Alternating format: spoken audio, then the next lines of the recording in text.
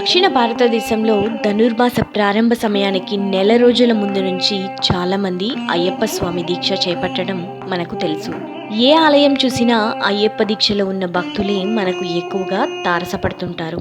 అయితే శబరిమల ఆలయ విశిష్టత, విశేషాలు, ఇప్పుడున్న ఆలయాన్ని ఎవరు కట్టారు, ఎప్పుడు కట్టారు అనే విషయాలు మనలో చాలా మందికి తెలియదు. ఈ దివ్యధామాన్ని మహావిష్ణువు అవతారాలలో ఒకరైన పరశురాముడు నిర్మాణం చేసినట్టు చెబుతారు.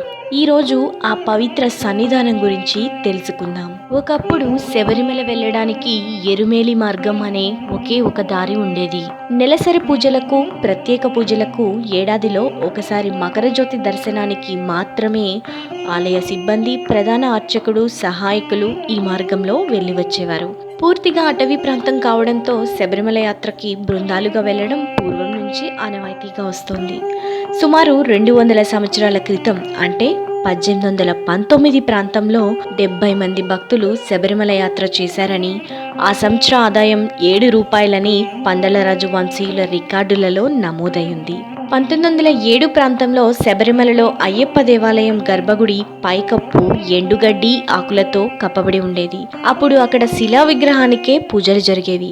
1907, 1909 మధ్య కాలంలో దేవాలయం అగ్నికి ఆహుతి అవ్వడంతో తిరిగి దేవాలయాన్ని పునర్నిర్మించినట్టు తెలుస్తోంది. ఆలయ పునర్నిర్మాణం సమయంలో శిలా విగ్రహానికి బదులు అయ్యప్ప విగ్రహాన్ని పంచలోహాలతో తయారు చేసి ప్రతిష్ఠించారు. పంచలోహ విగ్రహం ప్రతిష్ఠించాకే శబరిమల వైభవం పెరిగింది. ఈ దేవాలయం 1935 వరకు తిరువాంకూరు మహారాజు సంస్థానం వారి ఆధీనంలో ఉండేది. 1935లో ఆలయాన్ని తిరువాంకూరు సంస్థానం దేవస్థానం బోర్డు వారికి అప్పగించింది. ఆ తరువాత భక్తుల సంఖ్య గణనీయంగా పెరగడంతో జ్యోతి దర్శనానికే కాకుండా మండల పూజ కోసం కూడా శబరిమలలో దేవాలయం తెరవడం మొదలుపెట్టారు. చాలక్కాయ మార్గం, వడిపెరియారు మార్గం ఏర్పడిన తరువాత పంబా ప్రాజెక్టు నిర్మాణంతో శబరిమలకు వచ్చే భక్తుల రద్దీ పెరిగింది. అనంతరం 1945వ సంవత్సరం నుండి భక్తుల సంఖ్య ఇంకా పెరగడంతో విషు, పంకుని ఉత్తారం, ఓణం వంటి పండుగ దినాల్లో కూడా ఆలయాన్ని తెరవడం ప్రారంభించారు. శబరిమలకు వెళ్లే భక్తులు పెరగడాన్ని చూసి కొందరికి కన్ను కుట్టి 1950లో దేవాలయాన్ని, విగ్రహాన్ని ధ్వంసం చేశారు. అలా పరశురామ నిర్మితమైన దేవాలయం 3 సార్లు అగ్నికి ఆహుతి అయింది. దేవస్థానం బోర్డు భక్తుల విరాళాలతో ఇప్పుడున్న దేవాలయాన్ని పునర్నిర్మించారు. ఇప్పుడున్న పంచలోహ అయ్యప్ప విగ్రహాన్ని చెంగనూరు వాస్తవ్యులు శ్రీ అయ్యప్పన్, శ్రీ నీలకంఠన్ అనే శిల్పురిరువురు కలిసి రూపుదిద్దారు. దేవస్థానం ముఖ్య తాంత్రి శ్రీ కాంతూరు శంకర తాంత్రి ఆధ్వర్యంలో 1951 జూన్ నెలలో వేదోక్తంగా భక్తుల శరణఘోష మధ్య ప్రతిష్ఠ జరిగింది. అప్పటి వరకు కేరళీకేళి విగ్రహంగా కీర్తించబడిన అయ్యప్ప భారతీకాళి విగ్రహంగా కీర్తించబడి నేడు భూతాళీకేళి విగ్రహంగా ప్రపంచమంతటా కీర్తించబడుతున్నాడు. 1950లో శబరిమల అయ్యప్ప ఆలయం అగ్నికి ఆహుతి అయినప్పుడు శబరిమల తపస్వి శ్రీ విమోచనానంద స్వామి బదరీనాథ్లో సంచరిస్తున్నారు.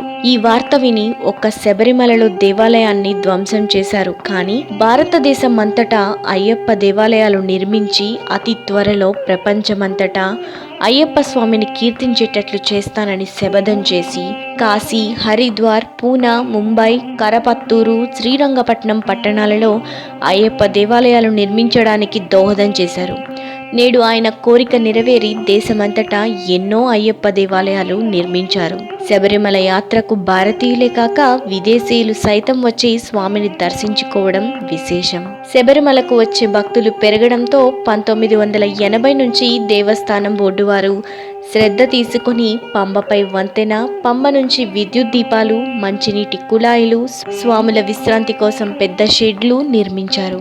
1984 వరకు పదునెట్టాంబడిని ఎక్కడానికి పరశురామ నిర్మితమైన రాతి మెట్లపై నుండే ఎక్కేవారు. వారు వెళ్లే పడిని బట్టి ఆ మెట్టుపై కొబ్బరికాయ కొట్టి మెట్లు ఎక్కే ఆచారం ఉండేది. మెట్లు అరిగిపోయి అన్ని మెట్లపై కొబ్బరికాయలు కొట్టడం వలన భక్తులు అనేక ఇబ్బందులకు గురి కావడం చూసి భక్తుల విరాళాలతో పదునెట్టాంబడికి 1985వ సంవత్సరంలో పంచలోహ కవచాన్ని శాస్త్రోక్తంగా కప్పడం జరిగింది.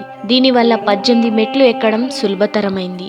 భక్తుల రద్దీ పెరగడం వల్ల తొక్కిసలాటకు వీలు లేకుండా 1982లో ఫ్లైఓవర్ బ్రిడ్జ్ కట్టి దానిపై నుండి పెదునట్టాంబడి ఎక్కిన తర్వాత క్యూలోకి వెళ్లడానికి ఏర్పాటు చేశారు. కొండపై నుండి మలికాపురత్తమ్మ గుడి వరకు ఫ్లైఓవర్ బ్రిడ్జి కట్టడం వల్ల భక్తులు ప్రదక్షిణ చేయడానికి కూడా వీలు ఏర్పడింది. 1989-90లోనే పంబా మార్గంలో కొంత భాగం, సన్నిధానం ఆవరణలో మొత్తం భాగం సిమెంటు కాంక్రీటు చేసి బురద లేకుండా చేసి భక్తులకు విశ్రాంతి తీసుకోవడానికి అనువుగా తయారు చేశారు. 1985 నుంచి పక్కా భవనాలెన్నో అక్కడ నిర్మించబడి శబరిమల స్వరూపాన్ని మార్చివేశాయి.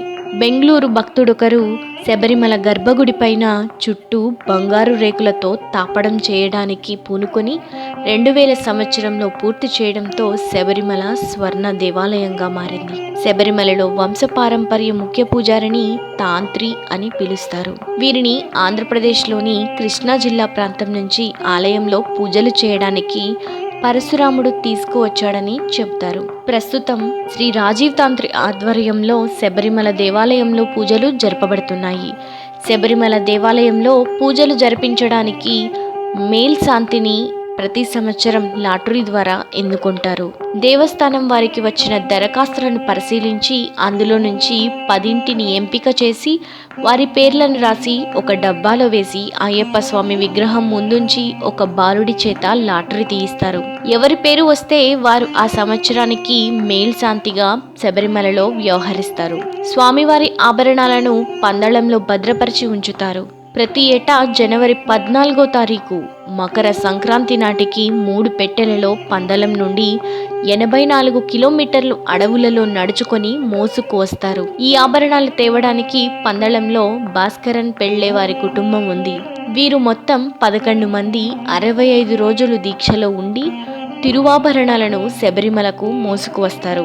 వీరు జనవరి 12 మధ్యాహ్నం పందళంలో బయలుదేరి మధ్యలో 2 రాత్రులు విశ్రాంతి తీసుకొని 14వ తారీఖున సాయంత్రం 6 గంటలకు శబరిమల సన్నిధానం చేరుతారు. ఆభరణాల వెంట పందళ్ళరాజ వంశస్థులలో పెద్దవారు కత్తి పట్టుకొని నీలిమల వరకు వచ్చి అక్కడ విశ్రమిస్తారు. తిరు ఆభరణాలు స్వామివారికి అలంకరించి కర్పూర హారతి ఇవ్వగానే తూర్పు దిక్కున పొన్నంబలమేడు నుండి భక్తులకు జ్యోతి దర్శనం అవుతుంది.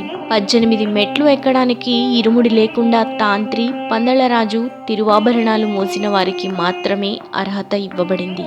జనవరి 20వ తారీఖు నాడు పందళ్ళరాజు వెంటరాగా తిరువాభరణాలు ఉంచిన 3 పెట్టెలను తిరిగి పందళం తీసుకొని వెళ్లి భద్రపరుస్తారు. అయ్యప్ప భక్తజన వత్సలుడు. ఆయన అనుగ్రహం ఉంటే మనం సాధించలేనిదంటూ ఏమీ లేదు. ఆయనను ఒకసారి దర్శించుకున్న భక్తులు మళ్ళీ మళ్ళీ ఆయన దర్శనం కోసం మరొక సంవత్సరం ఎప్పుడు వస్తుందా అని ఎదురు చూస్తూ ఉంటారు. కొందరు భక్తులు 30-40 ఏళ్ల నుంచి ప్రతి ఏటా క్రమం తప్పకుండా అయ్యప్ప దీక్ష చేపట్టి శబరిమల వెళ్లి స్వామిని దర్శించుకుంటారు. అది ఆయన మహిమ. స్వామియే శరణమయ్యప్ప. మరిన్ని ఆసక్తికరమైన కథనాల కోసం మా ఛానల్ని సబ్స్క్రైబ్ చేయండి.